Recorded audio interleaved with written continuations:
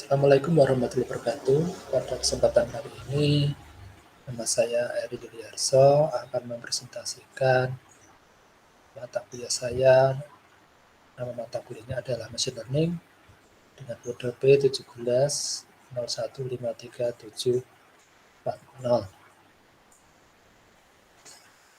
Capaian pembelajaran dosen yang dibebankan ke mata kuliah ini mencakup 4 aspek, yaitu sikap, pengetahuan umum, keterampilan umum, dan keterampilan khusus.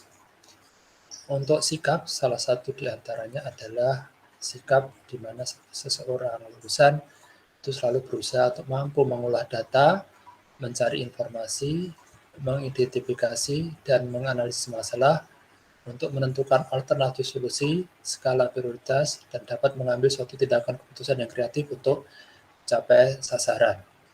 Sedangkan pengetahuan umum itu bahwa lulusan diharapkan setelah mengambil mata kuliah ini mampu menjelaskan bagaimana suatu organisasi dapat menggunakan teknologi sistem informasi untuk kepentingan kompetitif. Kemudian keterampilan umum, di sini mahasiswa diharapkan mampu, ya salah satunya mampu menerapkan pemikiran logis, kritis, sistematis, dan inovatif dalam konteks pengembangan atau implementasi ilmu pengetahuan dan teknologi yang dengan memperhatikan dan menerapkan nilai humaniora yang sesuai dengan bidang keahliannya.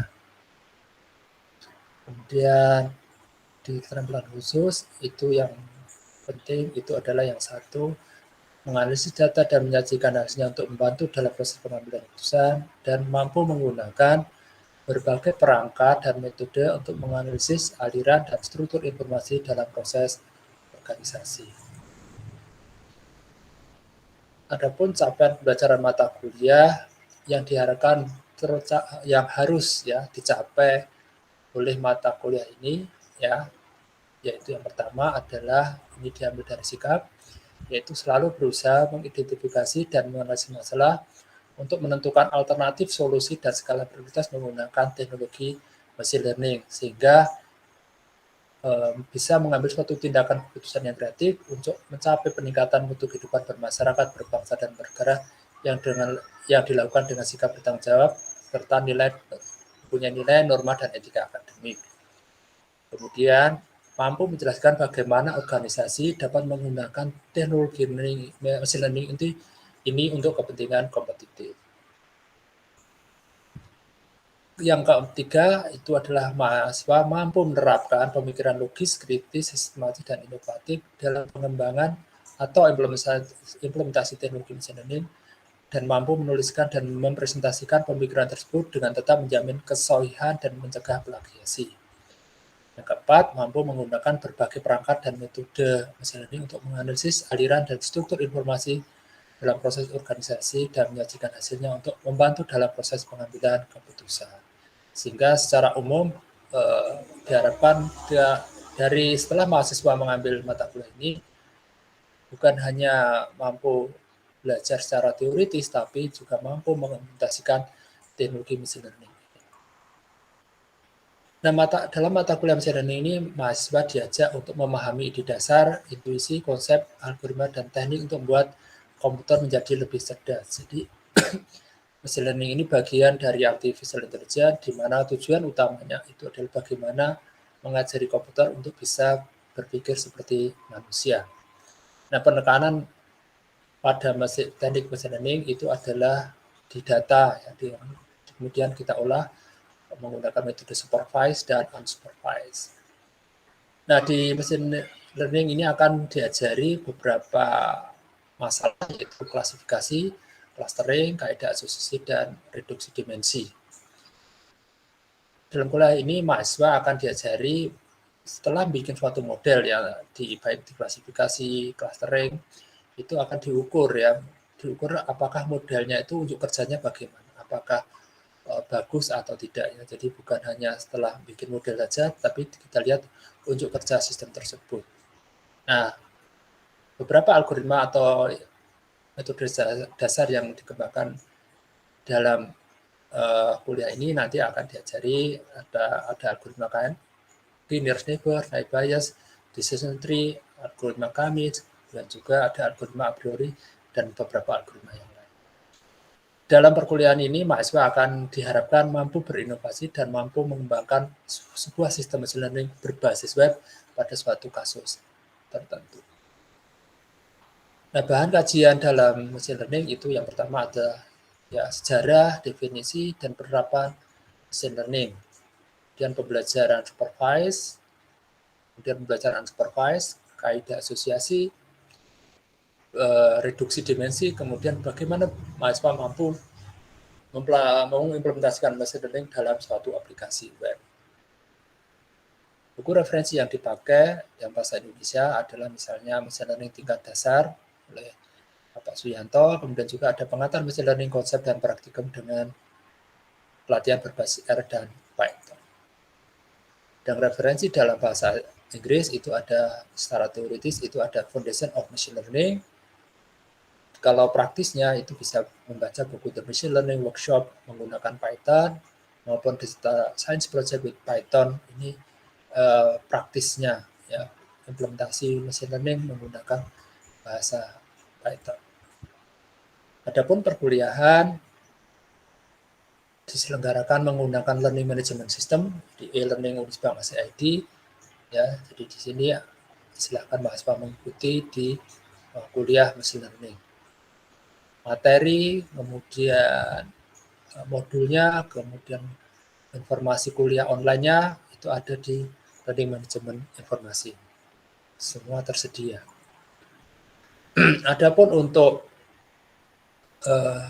pemrogramannya kita menggunakan kaggle.com ya. Jadi kenapa menggunakan kaggle.com? Karena di Kaggle ini sudah tersedia beberapa fitur ya. Jadi yang pertama misalnya ini code ya, kode program. Nah, di sini kita bisa belajar ya. Jadi ada code yang bisa kita pelajari ya. Jadi kita tinggal buka, kita copy edit. Nah, maka itu kemudian bisa kita pelajari ya. Karena di code di sini sudah tersedia program maupun datanya. Nah, di Kaggle juga seperti tadi saya sudah sebutkan ada tersimpan datasets ya, jadi yang bisa diakses secara publik ya, open dataset ya. Jadi ini ada banyak dataset yang bisa kita gunakan dalam rangka belajar mengimplementasikan machine learning. Di kaggle.com juga tersedia course ya, jadi kalau Anda mau belajar yang awal-awal kita bisa menggunakan course di sini untuk belajar ya. Jadi menggunakan format Jupyter Notebook, maka akan kita lihat ada penjelasan maupun code programnya. Sehingga ini mungkin akan membantu buat mahasiswa untuk menambah referensi ya. Jadi bukan hanya di buku, tetapi kalau di pakai Kaggle ini ada teori, kemudian juga ada prakteknya. Dengan harapan hal itu akan lebih membantu mahasiswa memahami konsep maupun implementasi machine learning. Ya, jadi kenapa saya menggunakan kaggle.com? Ya karena dengan kaggle.com itu akan memudahkan mahasiswa untuk belajar secara mandiri ya, karena tidak perlu install sistem, kemudian bisa menggunakan laptop yang mungkin terbatas gitu ya. Yang penting ada koneksi internet yang lancar, ada browser, kita tinggal register, maka kita sudah bisa mengakses Kaggle dan bikin program ya tanpa ada hambatan. Kemudian juga ini juga bisa diakses dengan smartphone ya. Jadi kalau misalnya memang hanya butuh untuk belajar itu bisa diakses menggunakan smartphone. Nah, kemudian sumber belajar mahasiswa juga tidak terbatas ya karena di Kaggle tersedia code maupun dataset ya ataupun course ya, sehingga mahasiswa bisa belajar sendiri dengan contoh-contoh kasus yang berbeda. Nah, sehingga dengan kelas maya ini maka mahasiswa bisa mengulang materi ataupun menambah materi yang lain. Kaggle ini menyediakan fasilitas dengan penyimpanan maksimum sampai 73 GB, jadi itu rasa cukup ya untuk suatu perkuliahan. Dan kalau pada saat memang mengeksekusi ya, kalau eksekusi program itu kita bisa mampu sampai menggunakan RAM sebesar 16 GB. Nah, kalau dibutuhkan suatu pemrosesan berbasis grafik, processing unit, nah itu kita bisa menggunakan setting grafik processing unit. Nah, kemudian salah satu kelebihan yang lain itu adalah kalau menggunakan Kaggle, itu kita kalau ada tugas itu tinggal share ya, kita add collaborators. Nah, maka dimasukkan misalnya nama saya, maka saya bisa langsung mengecek ya tugas-tugas tugas mahasiswa yang di-share ke saya. Jadi dengan sangat mudah saya bisa melihat siapa saja mahasiswa yang sudah mengumpulkan tugas. Ya, dengan menggunakan Kaggle ini saya bisa share ya, share with you. Jadi saya bisa mengoreksi tugas mahasiswa,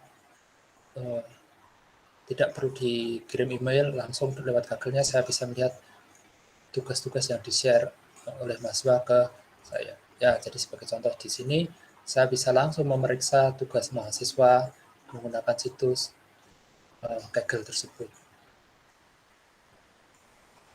Nah, kemudian untuk repositori kode program, saya menggunakan GitHub. Ya, di sini ada GitHub Humas Mesin Belajar. Di sini berisi kode-kode program saya yang saya gunakan untuk mengajar mesin learning. Nah, kemudian untuk implementasi, saya menggunakan Python Anywhere, ya, sehingga ini tetap menggunakan Flash, menggunakan web server Flash dengan bahasa pemrograman Python. Ya, sehingga mahasiswa tidak perlu bingung bahwa itu baik di Jupyter Notebook di desktop dengan di Flash di web itu sama-sama menggunakan bahasa yang kurang lebih sama, sehingga akan lebih memudahkan pada saat implementasi. Nah, ini sebagai contoh penggunaan machine learning menggunakan Flash. Ya. Jadi harapan menggunakan Flash ini mahasiswa bisa mengimplementasikannya. Jadi bukan hanya sekedar bikin teori aja, bikin coding di desktop, tapi mampu diimplementasikan sehingga bisa digunakan oleh orang lain.